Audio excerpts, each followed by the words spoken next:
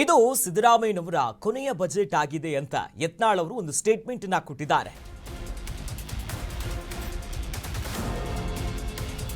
17ನೆಯ budget ಏನಿದೆಯಲ್ಲ ಇದು ಸಿದ್ದರಾಮಯ್ಯನವರ ಕೊನೆಯ ಬಜೆಟ್ ಆಗಿದೆ ಅಂತ ಯತ್ನಾಳ್ ಅವರು ಕೊಟ್ಟಿರುವಂತಹ ಹೇಳಿಕೆಗೆ ಈಗ ಪ್ರಿಯಾಂಕ್ ಖರ್ಗೆ ಅವರು ಕೌಂಟರ್ ಕೊಟ್ಟಿದ್ದಾರೆ.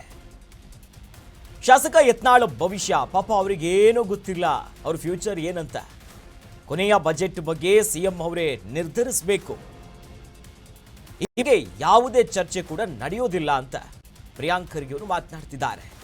ಬೀದರ್ನಲ್ಲಿ ಹೇಳಿಕೆ ಕೊಡುವಂಥ ಸಂದರ್ಭದಲ್ಲಿ ಈ ರೀತಿಯ ಗರಂ ಆಗಿ ಮಾತನಾಡಿದ್ರು. ನೋಡಿ, ಬಿಜೆಪಿಯ ಉಚ್ಚಾಟಿತ ಶಾಸಕ ಬಸನಗೌಡ ಪಾಟೀಲ್ ಯತ್ನಾಳ್ ಒಂದು ಸ್ಟೇಟ್ಮೆಂಟ್ ಕೊಡ್ತಾರೆ. ನೋಡಿ, ಸಿದ್ದರಾಮಯ್ಯನವರ ಕೊನೆಯ ಬಜೆಟ್ ಇದು. ಒಂದು ಕಡೆ 17ನೆಯ ಬಜೆಟ್, ದಾಖಲೆಯ ಬಜೆಟ್, ಈತ ಸಾಲರಾಮಯ್ಯ ಅನ್ನೋದಾಗಿ ಕೂಡ ಟೀಕೆಗಳು ಬರ್ತಿದೆ.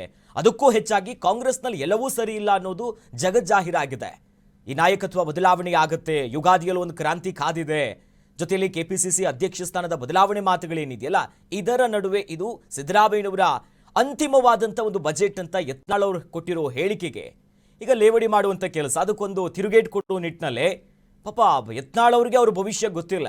ಹೀಗಿರುವಾಗ ಅವ್ರು ಹೇಗೆ ಮಾತನಾಡ್ತಾರೆ, ಅದಕ್ಕೆ ಸಂಬಂಧಪಟ್ಟಂತೆ ಯಾವುದೇ ಚರ್ಚೆ ಆಗಿಲ್ಲ ಅಂತ ಬೀದರ್ನಲ್ಲಿ ಪ್ರಿಯಾಂಕ್ ಖರ್ಗೆ ಅವರು ಅದಕ್ಕೆ ತಿರುಗೇಟು ಕೊಟ್ಟಿದ್ದಾರೆ.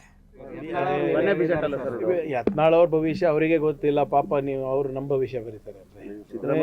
ಅವರೇ ಅವ್ರ ಪಕ್ಷದ ಹೊರಗೆ ಹೋಗ್ತಾ ಇದ್ರೆ ಅವ್ರಿಗೆ ಗೊತ್ತಿತ್ತೇನು? ಇನ್ನು ನಮ್ಮ ಪಕ್ಷದ ಬಗ್ಗೆ ಮಾತಾಡ್ತಾರಲ್ಲ, ಯಾರಿಗಿದೆ? ಯಾರು ಹೇಳಿದ್ದು? ಅದು ತೀರ್ಮಾನ ಸಿದ್ದರಾಮಯ್ಯನವರನ್ನ ತಗೋಬೇಕು ಅಥವಾ ಹೈಕಮಾಂಡ್ ಅವರ ತಗೋಬೇಕು. ಸದ್ಯಕ್ಕೆ ಇಬ್ರು ಅದ್ರ ಬಗ್ಗೆ ಚರ್ಚೆ ನಡೆದಿಲ್ಲ, ನನಗೆ ಗೊತ್ತಿರೋ ಹಾಗೆ.